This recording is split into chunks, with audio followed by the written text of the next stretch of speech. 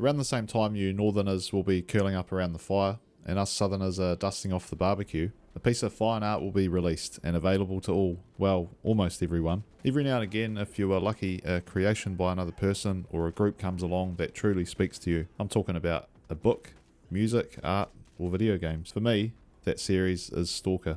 It just speaks to me. It's a reflection of life today, trying to keep happy in tough times, banding together, finding new enterprises, and new opportunities. For the first time in a really, really long time, I'm excited for a video game, and that video game is Stalker 2. So there's a bunch of you that are also excited for Stalker 2. Some of you are well aware of the franchise, but many of you are newcomers and you may not know where to start. So in this video, I'm going to give you some assistance. And for you guys that have been around the Stalker franchise for a while, there might also be something in here you might learn, so stick around.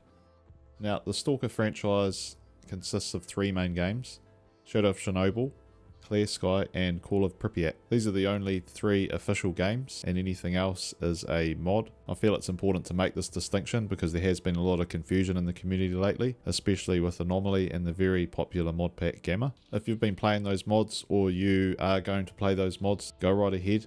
Just make sure that you buy the original games. Whether you play them or not, just do your bit. So speaking of the original games, you can play all 3 if you want, but we don't have much time. So if you are someone that does have a lot of time in your hands, I suggest playing all 3 games in the order of release. They are good as vanilla, but if you want some ideas for mods, check out my other videos on this channel. However, if you don't have a lot of time, I suggest just playing Shadow of Chernobyl, the first game. It's very good and will give you all the backstory you need leading into Stalker 2. On that note though, GSC has stated that you can just play Stalker 2 by itself. You don't have to play any previous content if you don't want to. There will be little Easter eggs throughout the game that will get you up to speed with the lore and the story. So what if you're somebody that doesn't really like the look of the old games? They might be too dated for you, or you might have been playing Anomaly or Gamma and you want something a bit more modern in terms of visual and gunplay. I do have some recommendations, and the first one is Radiophobia 3 for Shadow of Chernobyl. Radiophobia, in my opinion, is the most cutting edge mod available for Shadow of Chernobyl. If you are someone that has only played Anomaly or Gamma and want to play the original games, then Radiophobia 3 is what I recommend. It has a very similar UI, a vast array of weapons and equipment, and the best visuals of any mod I've seen for Shadow of Chernobyl. It features an expanded vanilla story experience. It's quite difficult and has great gunplay. If that sounds like something you'd be into, links down below. Get downloading and get playing. But what if you are a bit more of a purist? What if you want something that's a bit more pure, something that might be a little bit more hardcore? Well, I've got something else for you, and that is Proctors Project. Now, Proctors Project started off as a engine overhaul for Shadow of Chernobyl, in which the engine was literally pulled to bits and rebuilt from the ground up, fixing many of the issues and improving the visuals. Proctors Project literally blows me away with how good it looks and how smooth it plays. It features hardcore mechanics such as campfire saving, hunger and thirst mechanics, devices need new batteries, there's a backpack volume system which limits how many items you can have in your inventory. Items in your stash can be stolen by NPCs if you don't hide them well enough. And speaking of AI, they've been overhauled too. Now they can flank you, seek cover, run, and even pre-fire. There's been a bunch of locations added that don't feature in vanilla Shadow of Chernobyl, which expands the world and makes it feel more alive in my opinion. On top of all of this, there's many more features and additions to make it more hardcore.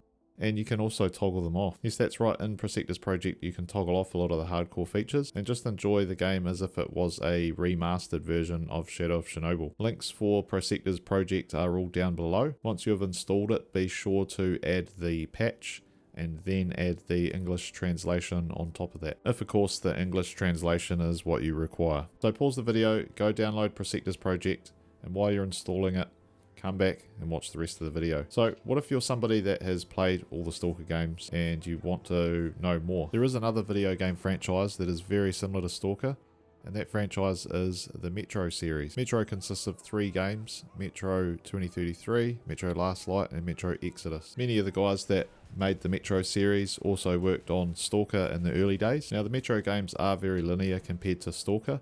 Apart from Exodus, which is semi-open world, Metro is also a series of books, so check those out too. And while we're on the subject of books, there is one book that all of this is created around, and that is none other than Roadside Picnic. This book is the inspiration for the Stalker series. Roadside Picnic does feature a different backstory to the Stalker games, but everything else is very similar. There's Stalkers, there's artifacts, there's anomalies. And lastly, if you didn't know, there is actually a Stalker movie. This too is based off the Roadside Picnic novel, and the good news is that it is in high high definition, and it is available on YouTube. Once again, the link is down below. The main thing I want to do leading up to Stalker 2 is get to know all of you a bit better, and I'm going to do that by live streaming as often as possible. All I want to do every day is play Stalker, whether it's the original games, whether it's mods. I just love it, each and every bit of it. When Stalker 2 releases, I'm going to play it a lot. In fact, that's all I'm going to play for a very long time. I can't see myself playing anything else. And to be honest, I'm a bit rusty with the live content, so this is going to be a good warm-up. But beyond that, once Stalker 2 releases, I don't really know, to be honest, off the top of my head, what sort of content I'm going to make for it. There won't be any mods for quite a while, but there's going to be a lot of content to be had. Don't worry about that. And speaking of content, don't forget to like, subscribe, and comment for future content. And with that being said, I'll see you later, and have a nice life.